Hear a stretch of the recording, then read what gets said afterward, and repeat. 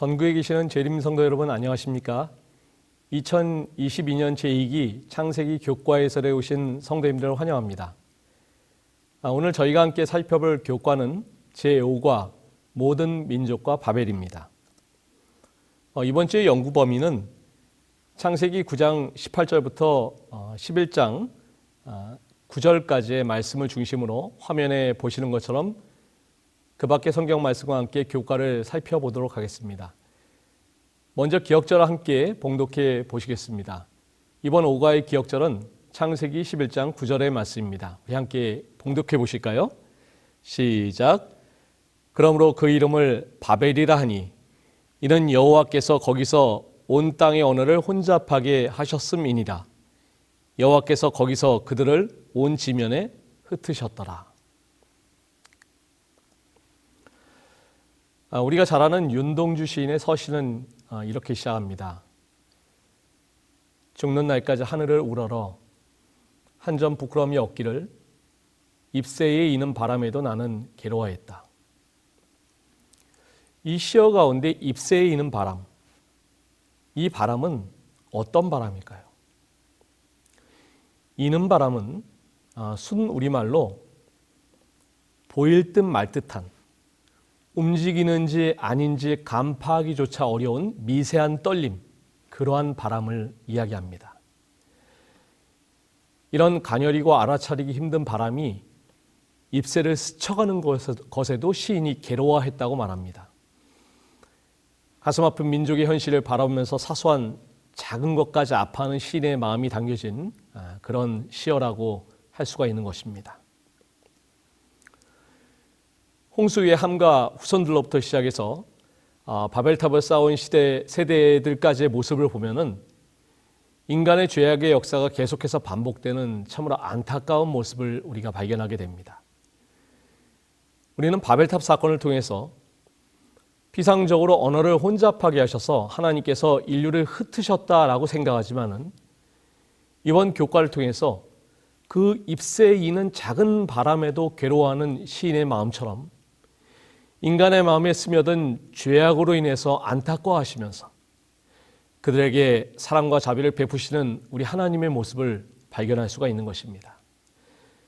그래서 교과의 서론에 나오는 것처럼 하나님께서는 사람의 악함에도 불구하고 악을 선으로 바꾸신다. 결국 하나님께서 최종적인 결정을 하신다. 이런 사실을 우리가 이번에 배우게 될 것입니다.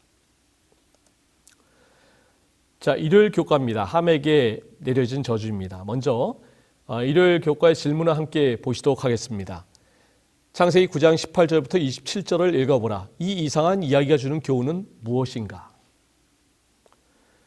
창세기 9장 19절에 노아의 이 세 아들로부터 사람들이 온 땅에 퍼지니라는 말씀처럼 노아의 세 아들들로 인해서 이제 새로운 인류의 시작이 이루어집니다. 자, 그런데 9장 18절 말씀을 한번 보시기 바랍니다. 방주에서 나온 노아의 아들들은 셈과 함과 야벳이며 함은 가나안의 아버지라. 이 말씀을 보시면 장차 닥칠 일을 염두에 두고 이 함의 아들 가나안이 미리 언급이 됩니다. 왜 함의 아들 가나안을 미리 언급할까요? 이 창세기의 저자 모세는 이제 이스라엘 백성들이 가나안에 입성을 하게 되면은 만나게 될 그 가나안 사람들이 왜 그렇게 깊이 타락하고 도덕적으로 부패했는지를 더욱 잘 이해하도록 하기 위해서 그 부패의 뿌리인 이 가나안의 아비 함에게로 독자들을 이끌고 가는 것처럼 보입니다. 9장 20절, 21절 말씀을 보시겠습니다. 노아가 농사를 시작하여 포도나무를 심었더니 포도주를 마시고 취하여 그 장막 안에서 벌거벗은지라. 자, 이 말씀을 보시면 포도주가 성경에서 처음 소개되면서 그 파괴적인 영향에 대해서 이야기를 하고 있습니다. 사실 노아가 이 포도를 심은 것은 잘못된 일이 아니었습니다. 포도나무는 하나님께서 창조하신 창조물 중에 하나였기 때문에 발효되지 않은 것이면 포도즙은 인간에게 유익한 것이었습니다. 이 21절의 이 포도주는 히브리어로 야인이라고 하는데 포도즙을 가리키는 말입니다. 하지만 이 야인은 성경에서 주로 발효되어서 취하게 만드는 음료를 지칭하는 그런 말로 사용이 되었는데 이제는 노아가 이 음료를 마시고 취하였다는 그런 사실입니다. 재림교회 성경석은 노아의 술 취함에 대해서 이렇게 설명하고 있습니다.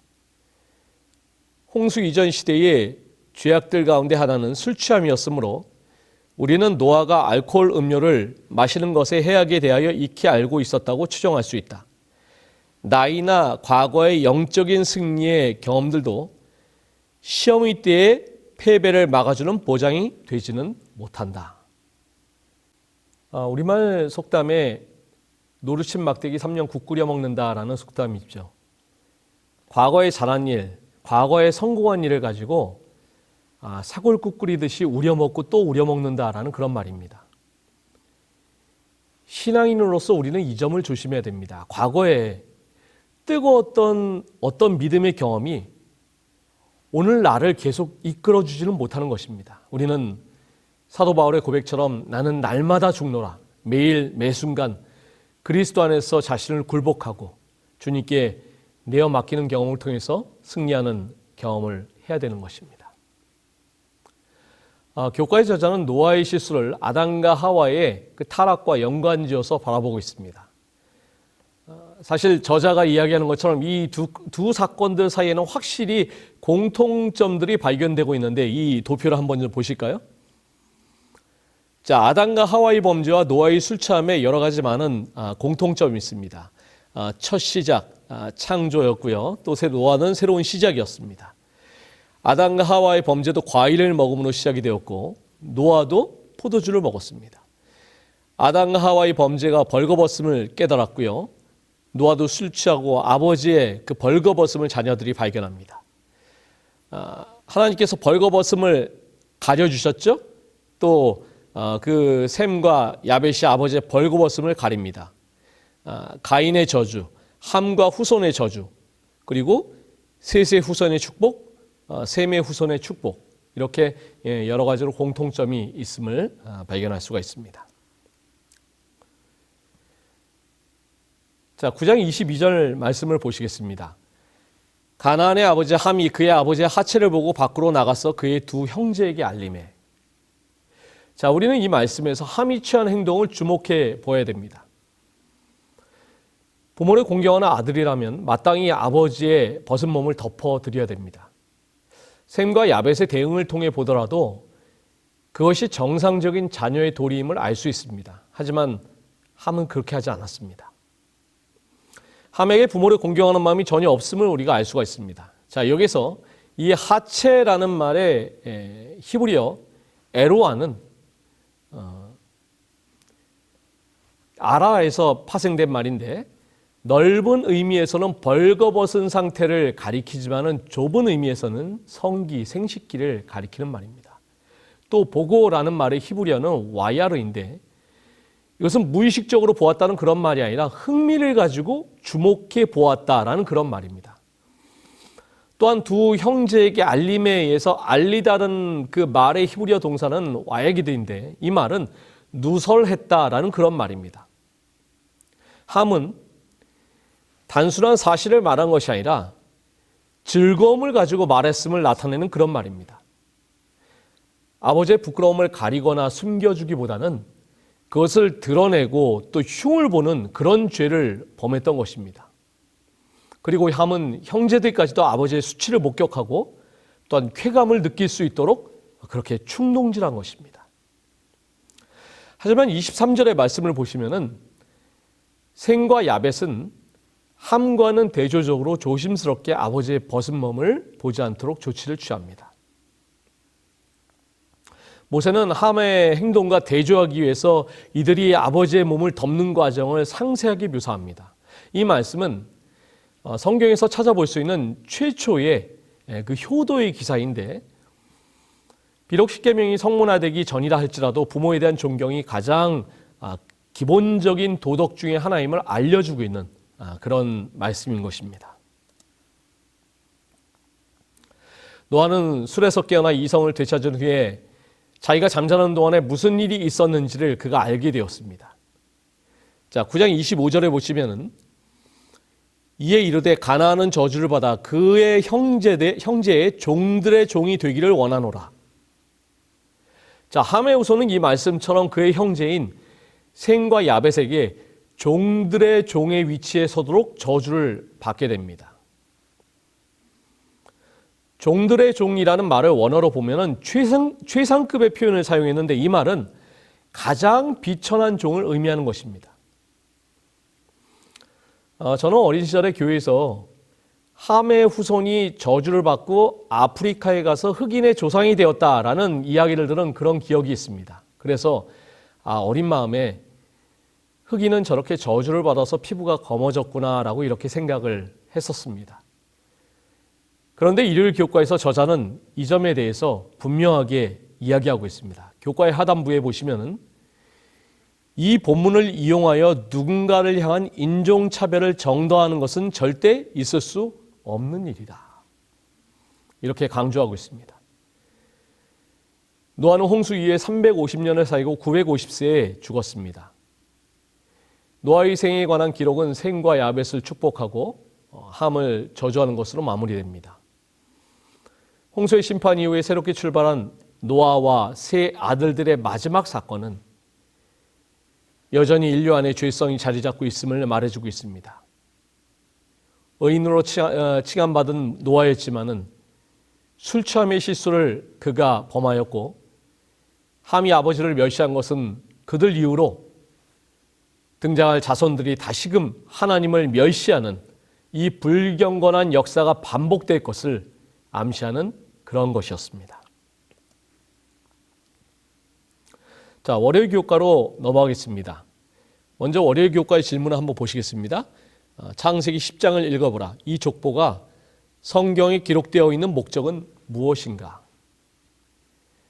창세기 10장은 노아의 아들 셈과 함과 야벳의 족보는 이러하니라는 말씀으로 시작하는데 노아의 세 아들에 대한 인류 번성의 기록이 전개가 됩니다.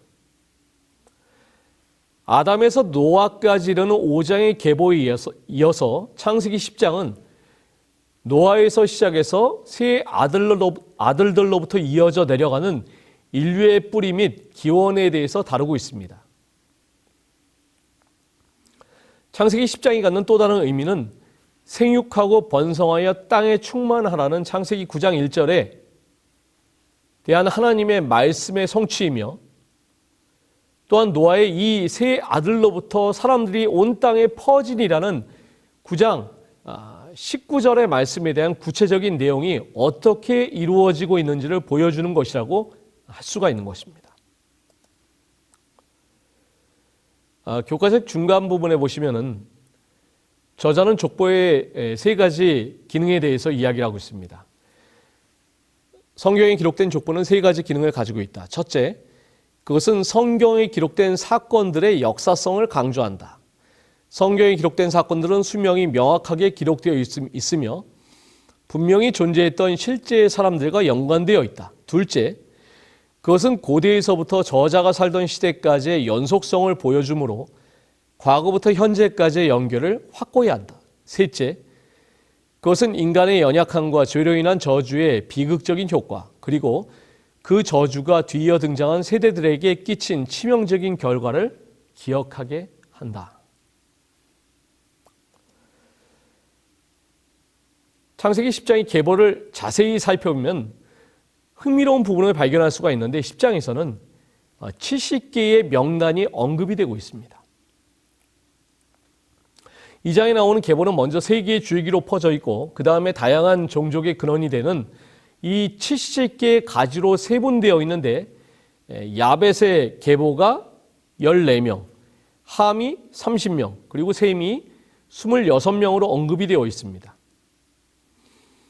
이런 숫자는 우연의 일치라기보다는 완전수라는 유대인의 개념을 따른 것으로 그렇게 보여집니다. 창세기 46장 27절 말씀 가운데 보시면은 야곱의 집 사람으로 애굽에 이른 자가 모두 70명이었더라라고 말씀하고 있습니다.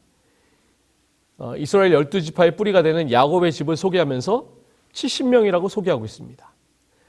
또한 출애굽기 24장 9절에 보시면 이스라엘의 70장로에 대해서 또한 언급을 하고 있습니다.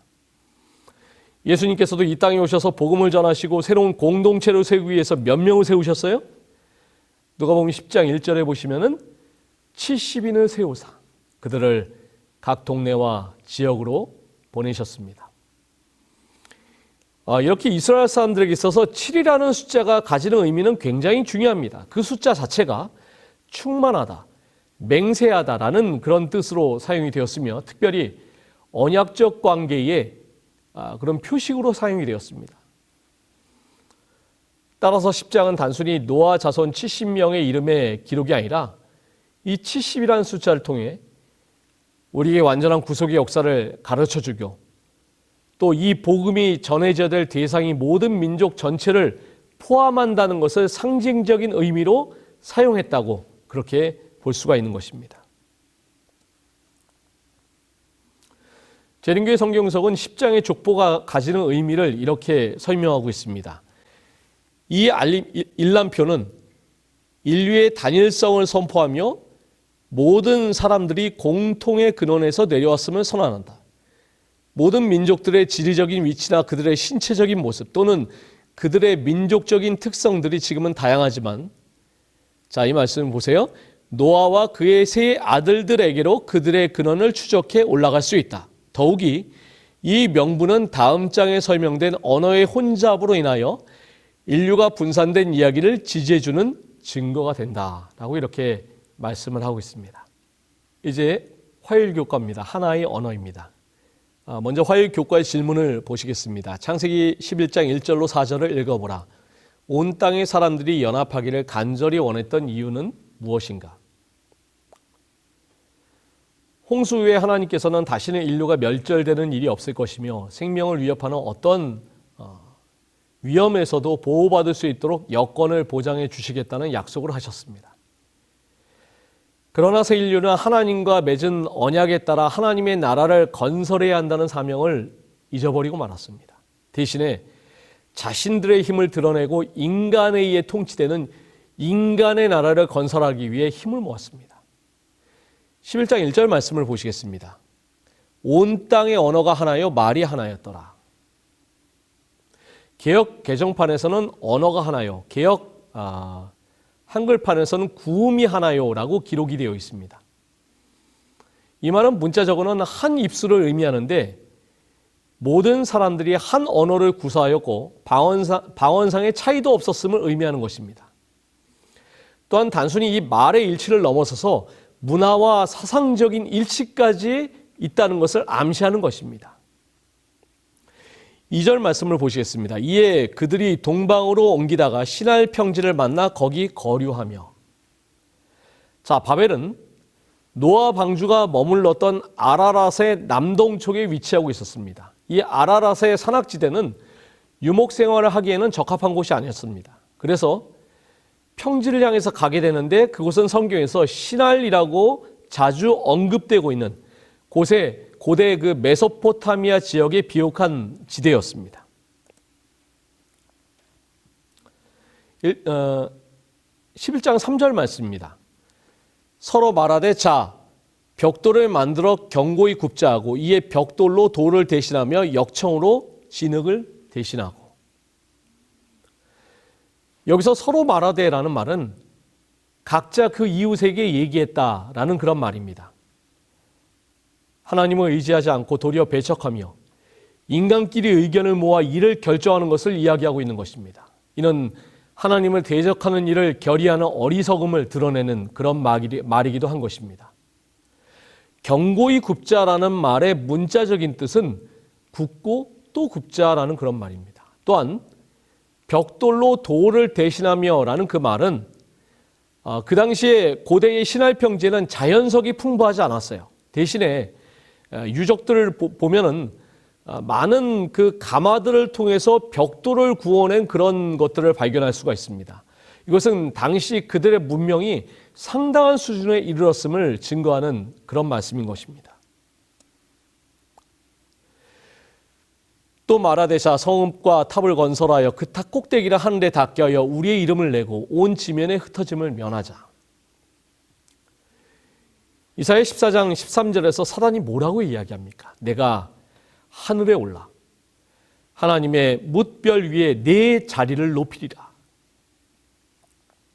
사단의 이 말과 같이 인간의 교만이 극에 달했음을 보여주고 인간들의 이 말의 배후에 누가 있었는지를 고발하고 있는 그런 말씀인 것입니다. 우리의 이름을 내고 라는 말씀을 직역하면 우리 스스로를 위하여 이름을 새기고 라는 그런 말입니다. 이는 바벨탑을 건축한 동기가 무신론적 인본주의와 허망한 인간의 명예욕임을 밝히고 있는 그런 말씀입니다. 유대 역사가 필로에 의하면 당시의 사람들은 각자 벽돌에 자기 이름을 새겼다고 합니다. 부저 선지자에서도 이렇게 이야기를 하고 있습니다. 하늘에까지 닿을 굉장한 탑은 이 탑 건설자들의 명성을 후대에 길이 보존시키면서 저들의 능력과 지혜의 기념비로서 서 있게 하고자 의도되었다.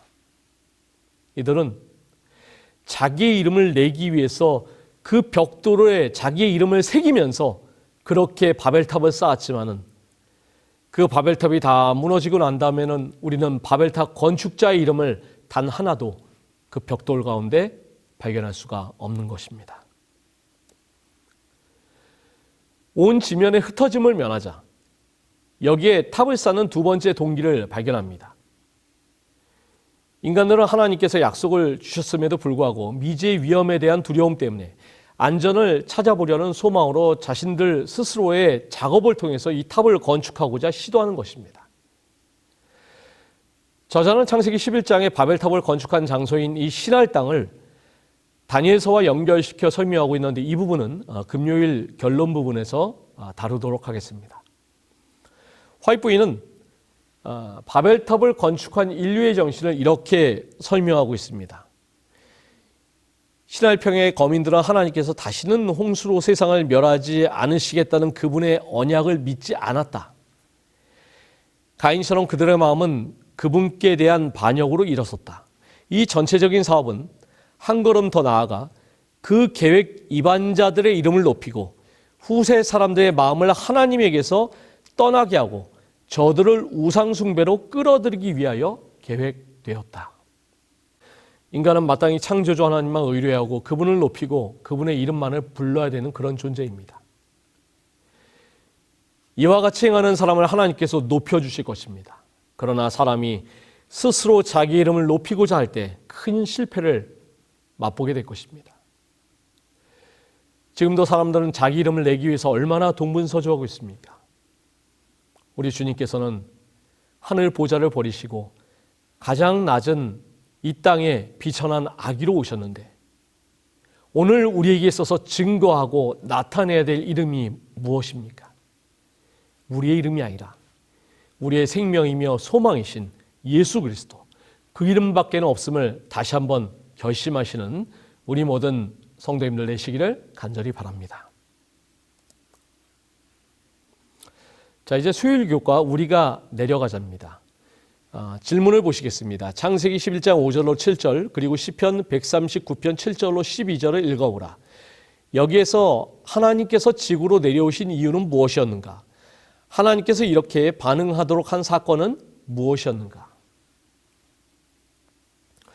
창세기 11장 5절 말씀입니다. 여호와께서 사람들이 건설하는 그 성읍과 탑을 보려고 내려오셨더라.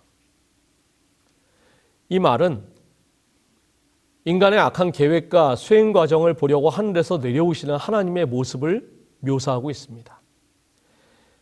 여호와께서 내려오셨더라라는 말의 히브리어 원어는 와이에레드 예호와인데 직역하면 그때의 여호와께서 내려오셨다라는 그런 말입니다.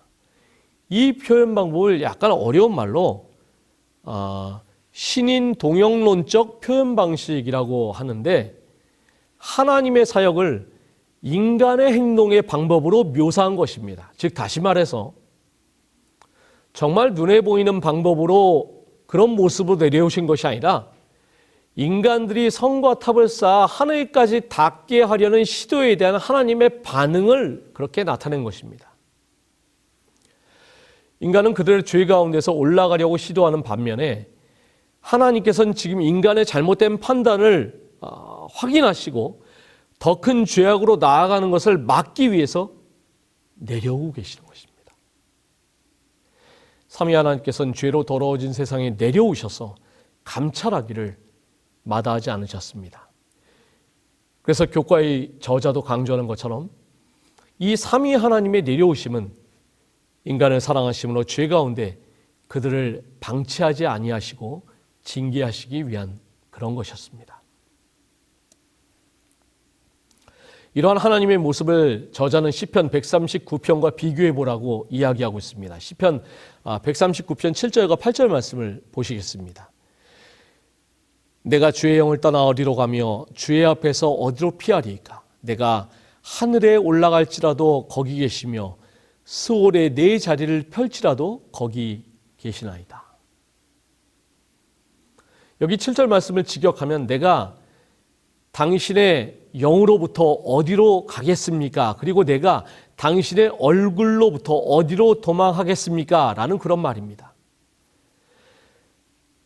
이 7절부터 12절 말씀은 어디나 계시는 하나님의 편지하심으로부터 피할 수 없는 그 시인의 그런 운명을 시인이 이야기하고 있는 것입니다. 이 앞절들은, 이 139편의 앞절들은 하나님이 주어로 기록이 되어 있지만은 이 7절부터 12절 말씀은 시인의 입장에서 시인이 주어로 기록이 되었습니다. 시인은 하나님이 살아계시고 시공간을 초월하시고 존재하시지만은 또한 하나님께서 나의 가까이에 계시다고 그렇게 이야기를 합니다. 이 8절 말씀도 지역하면은 만일 내가 하늘에 올라간다면 거기에 당신이 계십니다. 그리고 내가 음부에 펼친다면 보소서 당신이 있습니다. 라는 그런 말입니다. 이러한 하나님의 편재성이 하늘과 음부라는 극단적인 대조를 통해서 묘사가 되고 있는 것입니다. 하늘에 올라간다는 말은 하나님과 친밀한 관계를 맺으며 은혜 가운데 사는 것을 뜻하는 그런 말이죠. 반면에 음부에 내려간다는 것은 하나님과의 분리를 경험하고 환난과 고통 가운데 거함을 뜻하는 그런 말입니다. 하지만 하나님으로부터 단절된 것처럼 보이는 음부라 할지라도 여호와 하나님께서는 음부에 있는 그 사람을 기억하신다는 것입니다. 전능하신 하나님이 내려오시면 그 무엇도 하나님의 눈을 피할 수 없다는 것이죠. 그런 하나님께서 오늘 우리에게 내려오셔서 우리가 어떤 판단과 어떠한 선택을 하는지를 하나님께서 살펴보십니다. 때로는 우리가 잘못된 판단이나 잘못된 선택으로 그 어떤 길로 나아갈 때 그런 선택을 혼잡하게 하심으로 더 큰 죄로 나아가는 길을 막으시는 하나님의 사랑을 우리는 이 말씀 가운데 발견할 수가 있는 것입니다. 자, 수일 소지의 그 중간 부분에 있는 두 번째 질문을 보시겠습니다. 누가복음 1장 26절로 33절을 읽어보라. 하나님께서 우리에게 내려오신 것에 관하여 무엇을 가르쳐 주는가? 누가복음 1장 26절부터 33절은 천사 가브리엘이 마리아에게 나타나 예수 그리스도께서 마리아를 통해 이 땅에 성육신 하실 것에 대하여 말하고 있는 그런 장면입니다. 이 중에서 31절, 32절의 말씀을 보시면 여기서 예수라 하라 라는 이 말씀의 원어적인 의미는 내가 예수라고 불러라 라는 그런 말입니다. 이것은 예수라는 이름이 부모인 마리아와 요셉이 지은 이름이 아니라 하나님께서 예수의 이름을 이미 정해 놓으셨다는 사실을 강조하는 그런 말입니다. 다시 말해서 예수께서는 요셉과 마리아의 아들로 태어나시지만은 하나님으로부터 왔음을 이야기하는 것입니다.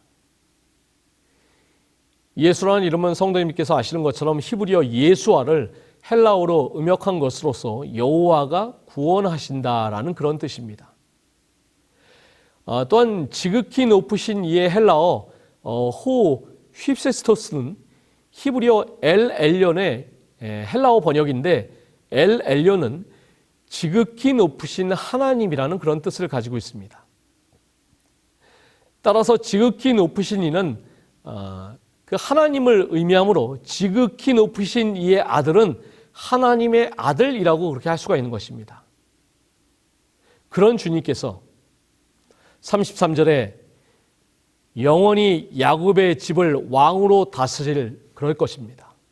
이 말의 뜻은 왕권을 가지고 다스리다라는 그런 말입니다. 메시아로 오신 우리 예수님이 왕권을 가지고 통치하시는데 야곱의 집, 즉 야곱의 12지파로 이루어진 이스라엘 전체를 다스리실 것입니다. 그리고 이것은 육적인 이스라엘을 넘어서서 영적인 이스라엘, 즉 예수님을 통해서 구원을 받은 이 모든 무리들을 영원히 통치하는 것을 가리키는 그런 말인 것입니다. 자, 여기 시대의 소망 34페이지의 말씀을 함께 보시겠습니다. 죄의 기만은 최고도에 달하였다. 사람의 심령을 타락하게 하는 모든 작인이 동작하였다. 하나님의 아들 예수께서 세상을 바라보실 때 고난과 불행을 목도하셨다. 세상의 구주께서 보신 광경이 이러하였다. 무한히 정결하신 자께서 보실 때 그 광경이 어떠하였으랴. 저는 그 다음 말씀을 특별히 주목해 봅니다. 타락하지 않은 세계들은 큰 관심을 가지고 여호와께서 일어나셔서 지구의 주민들을 일소하지나 않으실지 주목해 보았다. 그러나 하나님께서는 세상을 멸망시키는 대신에 세상을 구원하시려고 그의 아들을 보내셨다. 사단이 승리할 듯 보이는 바로 그 위기의 때 하나님의 아들께서 하늘의 은혜의 사명을 가지고 오셨다. 때가 찼을 때 구원의 경륜이 성취될 때까지 결코 방해되거나 철회되지 않을 치료하는 은혜의 홍수를 세상에 부어주심으로 말미암아 하나님께서 영광을 받으셨다. 아멘. 저는 교과를 준비하면서 시대의 소망이 이 말씀을 찾아보다가 정말 너무 큰 감사를 맛보게 되었습니다. 전에는 바벨탑을 쌓는 인간들을 그냥 언어를 혼잡하게 하셔서 그냥 흩으셨구나 라고만 그렇게 생각을 했습니다. 하지만 말씀을 자세히 살펴보니까 거기에도 하나님의 사랑이 있음을 발견합니다. 그 옛날 인간들이 더 큰 범죄로 빠지는 것을 원치 않으셨던 삼위의 하나님께서 또한 이 땅에 내려오셨습니다. 그리고 그때 이 땅에 내려오셨던 그 성자 하나님께서 다시금 이 어두운 세상에 비천한 아기로 직접 내려오셔서 이 땅의 인생들을 살펴보시고 그들이 죄악의 길로 가지 아니하고 예수님을 바라보며 살아가도록 소망과 등불이 되어주신 것입니다. 오늘 우리의 생애가 우리에게 내려오셔서 나의 인생을 감찰하시는 그 주님의 마음이 아프지 않도록 나의 동기와 나의 선택과 나의 품성과 나의 행동이 늘 주님을 기쁘게 하시는 우리 모든 성도님들 되시기를 간절히 바랍니다. 자, 목요일 교과입니다. 포로된 자를 구원하십니다. 목요일 교과의 질문을 보시겠습니다. 창세기 11장 8절로 9절과 9장 1절을 읽고 창세기 1장 28절과 비교해보라. 하나님의 흩으심의 목적이 구원인 이유는 무엇인가? 자, 화요일 교과에서 다루었던 것처럼 창세기 11장 4절에 온 지면의 흩어짐을 면하자라는 말은 바벨탑을 건축한 동기 중 하나가 되었습니다. 이 말은 땅에 번성하라, 생육하고 번성하여 땅에 충만하라는 하나님의 명령과 대조되는 그런 말입니다. 원래 인간은 세상에 흩어져서 하나님께서 주신 이 땅을 정복하고 다스리며 충만하게 살도록 지음받은 그런 존재였습니다. 그런데 인간들은 하나님을 찾으며 그분의 이름을 부르기 위해서가 아니라 자기의 이름을 내려고 함께 모였습니다. 그들은 힘의 분산과 불안을 야기시키는 흩어짐을 원하지 않았습니다. 그래서 이 성과 탑을 쌓아서 흩어지지 않으려고 그렇게 했던 것입니다. 창세기 11장 8절에 보시면은 여호와께서 거기서 그들을 온 지면에 흩으셨으므로 라고 그렇게 말씀하고 있습니다. 여기서 흩으셨다라는 말의 히브리어 원어는 헤피참인데 이 말은 흩어지다, 분산하다라는 뜻을 가진 단어 푸츠로부터 온 말로 그가 그들을 흩어지게 하였다라는 그런 말입니다. 이 동사 푸츠는 보통 하나님의 강권적인 흩으심에 대해서 사용하는 그런 말입니다. 왜 하나님께서 이렇게 강권적인 흩으심을 행하셨을까요? 하나님의 중심이 아닌 인간 중심의 사고와 행동은 결코 용납될 수가 없고 하나님께서 중심이 없는 그 수고와 노력은 아무런 유익이 없다는 것을 알려주시기 위함이었습니다. 함께 모여 살기를 좋아하고 흩어짐을 거부한 인간들을 흩어놓으신 것은 처음에 하나님께서 주신 그 명령, 땅에 번성하라는 그 말씀을 이루게 하는 그런 일이었습니다. 부자선자에서는 다음과 같이 설명하고 있습니다. 이 분산은 온 땅에 사람들을 살게 하는 수단이었다. 이리하여 주의 목적은 사람들이 하나님의 뜻을 방해하려고 했던 바로 그 방편을 통하여 성취되었다. 11장 9절 말씀을 보시겠습니다. 그러므로 그 이름을 바벨이라 하니 이는 여호와께서 거기서 온 땅 여러를 혼잡하게 하셨음이니라. 여기에 바벨이라는 말이 나오는데 이 바벨이라는 말의 유래에 대해서는 두 가지의 의견이 있습니다. 첫째는 혼잡하다를 의미하는 발랄에서 유래되었다는 주장이 있습니다. 그리고 두 번째는 밥일루라는 말에서 유래되었다는 주장이 있는데 이럴 경우에 해석은 신의 문이라는 의미가 됩니다. 이 두 가지의 주장은 모두 교과의 설명과 잘 조화가 되어서 이해될 수가 있는데 그 74페이지 중간 부분을 한번 보시겠습니다. 그들이 하나님의 문에 닿기를 원했기 때문에 밥일루 하나님의 문에 닿기를 원했기 때문에 또한 그들 자신을 하나님의 자리에까지 높이려고 했기 때문에 결국 이전보다 훨씬 더 혼란스럽게 혼란스럽게 되었으며 또한 약하게 되었다. 화이트보이는 부자선자 123페이지에서 또한 이렇게 말씀하고 있습니다. 바벨탑 건설자들의 계획은 수치와 패배로 끝났다. 그들의 교만의 기념기는 그들의 어리석음의 기념비가 되었다. 지금도 사람들은 여전히 동일한 노선, 자아를 의지하고 하나님의 율법을 배척하는 노선을 따르고 있다. 그것은 사단이 하늘에서 실천에 옮기고자 하던 원칙이요, 그의 제사를 드리는 데 있어서 가인을 지배했던 원칙이었다. 자, 이제 금요일 더 깊은 연구를 위해서는 계속해서 바벨탑에 대해서 이야기하고 있습니다. 성도 여러분, 이러한 바벨탑 건설의 시도가 흩어짐을 경험하게 되면서 끝났을까요? 단 한 번의 시도로 종결되고 말았을까요?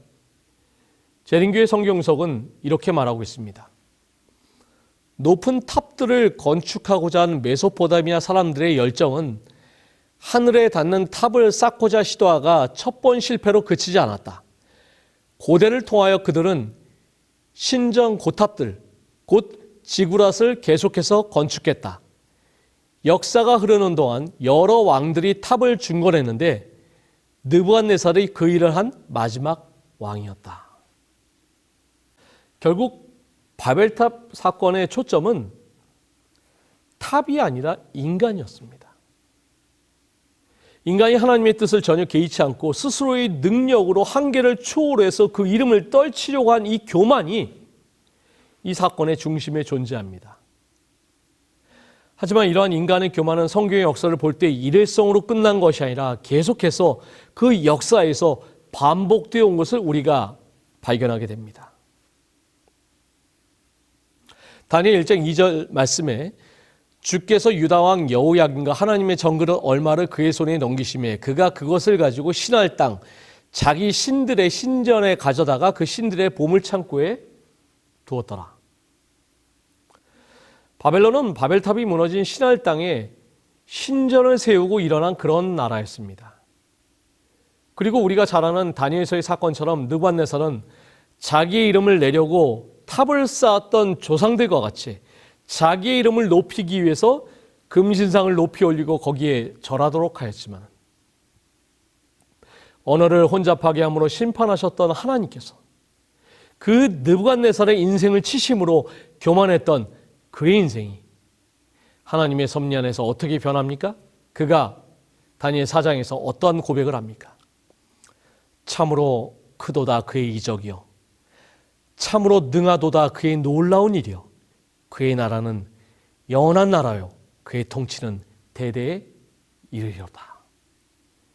우리는 바벨탑과 바벨론이라는 반복된 역사를 통해서 인간의 교만을 꺾으시는 하나님, 아니 그것을 넘어서 그런 인생들에게 베푸시는 자비로운 하나님의 은혜를 발견하게 되는 것입니다. 인간이 탑을 계속 쌓아왔던 것처럼 오늘날도 영적인 바벨론에서 이 바벨탑은 계속 건축되고 있습니다. 자기 이름을 내려고 바벨탑을 끊임없이 쌓는 이 마지막 시대의 인생들을 향해서 하나님의 놀라운 섭리와 은혜는 계속 주어지고 있음을 우리는 발견할 수가 있는 것입니다.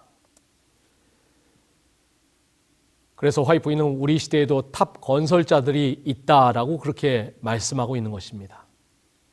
하나님의 도덕 정부를 비판하고 하나님의 율법을 멸시하고 인간의 이성으로 충분하다고 자랑하는 사람들, 그들이 오늘날 하늘에 올라가는 탑을 쌓는 사람들이라고 이야기를 합니다. 인간의 지혜가 하나님의 말씀보다 더 위에 있을 때 바벨론, 즉 분열과 분쟁이 있을 것이라고 말하는 것입니다. 미국의 그 앤드루스 대학의 교정 중앙에는 제임스 화이트 도서관이 있고 그 맞은편에는 PMC 교회가 자리하고 있습니다. 그리고 이 PMC 교회 바로 앞에는 아들과 딸 두 자녀와 함께한 한 사람의 동상이 서 있습니다. 이 동상의 주인공은 우리 재림교회 초기 지도자 중에 한 사람인 J.N. 앤드루스 목사님입니다. 재림교회가 조직되고 10여 년이 흘러서 재림교회는 이제 유럽에 재림기별을 전파하기 위해서 선교사를 보내기로 결의하였습니다. 그런데 문제는 누구를 보내는가 하는 것이었습니다. 그 회의에서의 결정은 최고로 헌신적이고 유능한 사람을 보내자라는 것이었습니다. 그래서 누가 가장 유능한 사람인가라고 살펴봤는데 진실한 지도자였던 조셉 베이츠 목사님은 이미 잠들었습니다. 제임스 와인 목사님은 이제 막 대총회장이 되었습니다.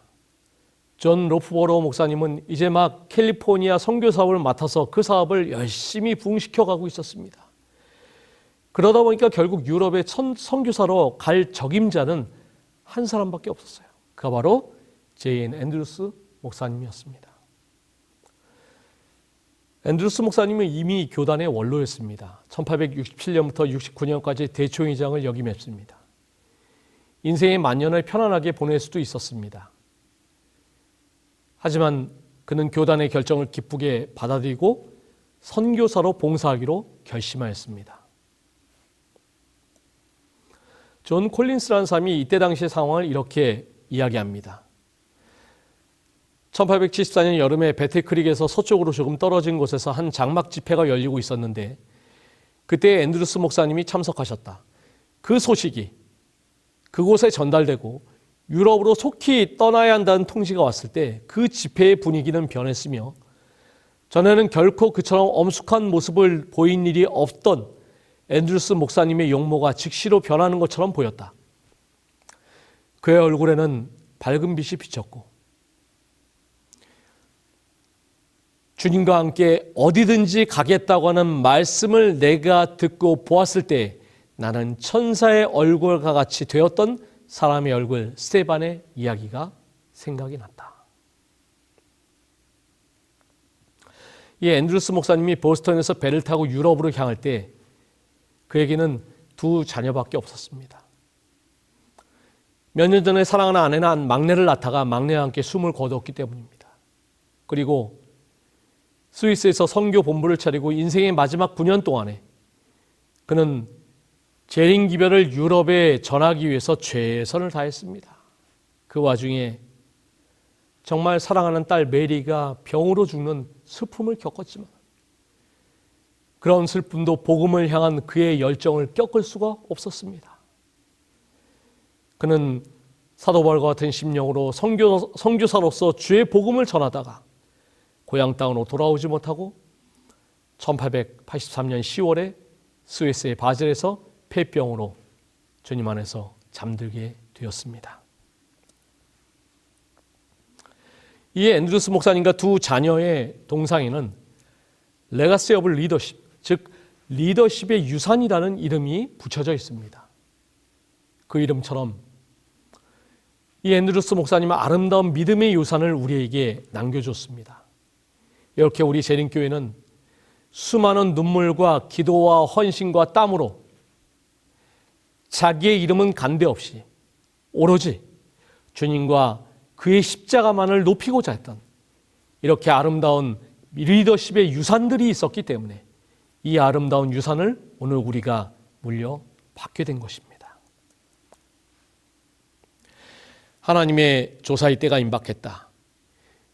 지존자께서 인간들이 건축한 것을 보시려고 곧 강림하실 것이다. 그분의 주권이 드러날 것이며 교만한 인간의 사업들은 낮춤을 당할 것이다. 여호와께서 하늘에서 감찰하사 모든 인생을 보시며 곧 그 거하신 곳에서 세상의 모든 거민을 하감하시는도다. 여호와께서 열방의 도모를 피하시며 민족들의 사상을 무욕해 하시도다. 여호와의 도모는 영원히 서고 그 심사는 대대에 이르리로다. 인간이 만든 구원의 탑, 교만의 탑, 불순종의 탑이 언어의 혼잡으로 흩어짐을 경험하게 되었지만은 오랜 세월이 지난 후에 이 오순절 다락방에서 성령 강림의 체험을 한 주님의 종들을 통해서 하나님께서는 언어가 하나가 되는 놀라운 축복을 허락하여 주셨음을 우리가 잘 알고 있습니다. 우리의 인생의 끝에는 무엇이 남을까요? 우리의 사역 뒤에는 또한 무엇이 남을까요? 우리가 헌신하고 봉사하는 그 모든 것들 뒤에는 무엇이 남을까요? 어떤 봉사나 그 뒤에도 나의 이름이 아니라 주님만 남게 되시기를 간절히 바랍니다. 오늘도 겸손하게 나의 이름을 가리우고 오직 하나님을 섬기기로 연합하는 오직 우리 주 예수 그리스도 그 이름만을 높이기로 결심하시는 우리 모든 성도님들 되시기를 간절히 바라면서 제호과 교과에서를 마치도록 하겠습니다. 감사합니다.